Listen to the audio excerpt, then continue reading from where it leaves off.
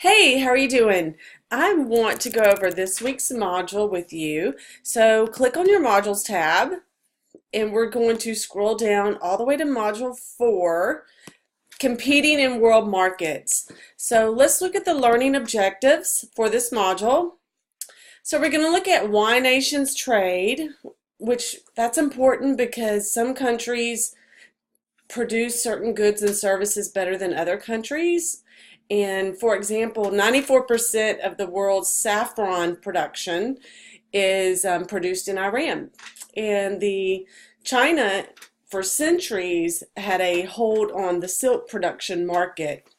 So as a global entity or universe, we need to trade with other nations so we can not only make money as an economy or as a nation, but take advantage of the other goods and services that other countries are producing. We can look at how trade is measured between nations. So sometimes we look at, the balance of trade, how much is a country exporting versus how much they are importing. So there's different ways to measure that. We can look at some barriers to international trade. Definitely there's social and cultural and political and legal barriers. For example, say marketing shorts or summer wear, excuse me, I got a little pop up there, marketing shorts or summer wear to Iran or the Middle East due to their culture where women have to be fully clothed from head to toe. That type of cultural barrier wouldn't allow those type of products into that country very easily, if at all. Language, of course, is a cultural barrier to international trade because as marketers, you have to be very aware of what type of messages that country deems either positive or negative. And so you have to really research another country before you just start marketing your product and service in there, especially with advertising. So you have to be careful about what your message is saying and making sure it doesn't offend the host country.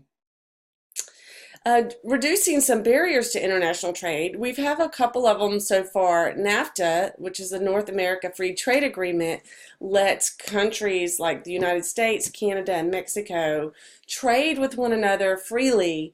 And so it was reducing those barriers. The European Union, or the EU, has a common currency called the euro, and upwards to about 25 or 26 nations in that area are able to use one common currency and to flow goods and services back and forth. For example, India isn't in the EU, but they have been widely known for their customer service and call centers in India. So they are producing a service that countries around the world, including the United States, is taking advantage of. Decisions to go global. I mean, it's kind of obvious on one hand, but for a company to decide to go global, they are definitely interested in tapping into new markets, having a new fresh customer base of potential customers and money. So those are some of the main decisions to go global.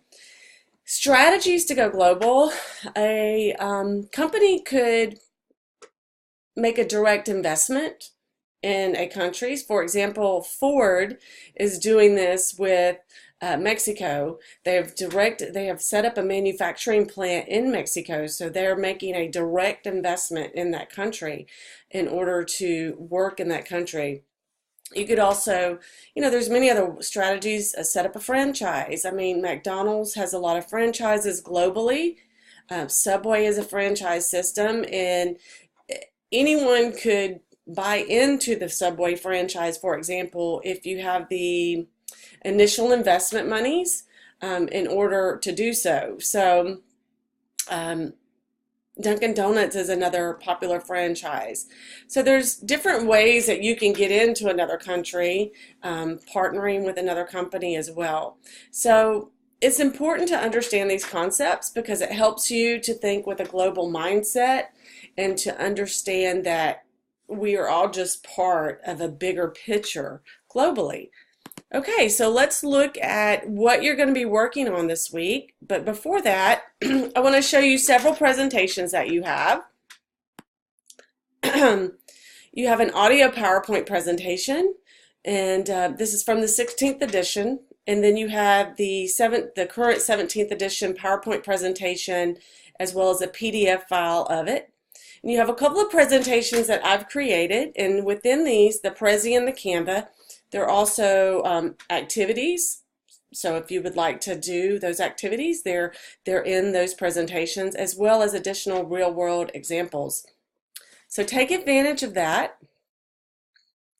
And then, of course, studying and reading your chapter is important. And, you can go, if you have access to the ebook, you can study and read your chapter there, or if you have the loose leaf copy, or if you have another copy, the 16th edition would work for this class too. Okay, so now we do have some supplemental resources, and keep in mind that these are directly aligned with your learning objectives for Module 4 or Chapter 4. So keep in mind Module 4 also goes with Chapter 4 in your textbook source. And now we're to our first multimedia assignment, and so I'm required to develop multimedia assignments in online or digital classes. So any way you want to do the multimedia file and get it uploaded is fine with me, but I've given you some suggestions. We're going to look at the Nestle Corporation. So you're going to go to their website, and that link takes you directly there. And then you're going to, we'll just kind of go back, and then you're going to answer some questions. Explain where Nestle is headquartered. So you're going to have to do some research on Nestle. What are some of their best known brands? Are the brands sold in a few specific countries, or are they sold worldwide? Describe 3 issues Nestle faces as a global corporation. So what are they kind of facing? What are some of their global challenges right now? And then pick one foreign country the Nestle Corporation operates in, and talk about social and cultural difference that affect any Nestle American national who works in that country. So someone from the U.S. having to go to another country and work with Nestle, what are some social and cultural differences, or political, legal, any of those differences that would affect that person? You have a couple ways you can do it. So keep in mind, this is the module learning outcomes. It shows you how this activity, the value of it, the importance of it, and how it aligns with the learning objectives of this module. And but you do have a Canvas app for iPhone and Android, of course. You can record directly that way. Or if you click on Submit Assignment, you do have, if you go to Media here, you can record directly into Canvas. So as long as you have like a laptop with a webcam, or you can also purchase a web camcorder at, say, Walmart for like $7.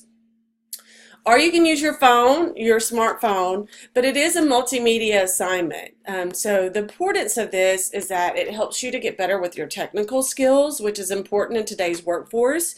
You may also find yourself having to do an interview nowadays with either Facebook Messenger or Skype or WebEx, and so it helps you to learn how to speak directly into your web camera wherever that's located, and how to get the lighting that you need. And like, for example, I'm doing natural lighting right now for this, and I have a lamp here, but it gives it that kind of horror movie effect, so you don't want to do that, right? So I either can do the natural lighting through the window, or combination of the two, but I choose to just do natural lighting.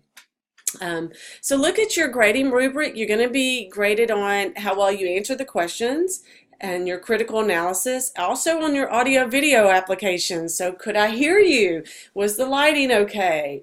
Was your web camera in a good position? Like right now I have my laptop on a couple of books.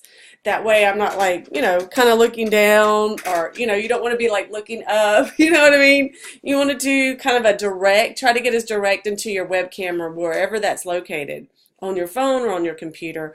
And then of course, vocal diction and eye contact. Or you can also do like a brief vocal warm-up. sing along to a couple of songs.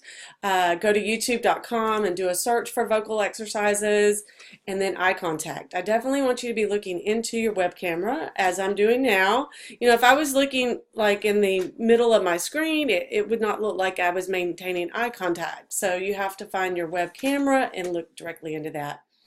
All right, you also have, let's leave that. You also have exam number 1. So you have a lot going on this week. Chapters 1 through 4. Let's look at that. You're going to be answering 50 multiple choice questions, and they're coming from chapters 1 through 4. Well, I hope you have a great week. If you need anything, please don't hesitate to reach out to me. All right, talk to you soon. Keep up the good work. Bye.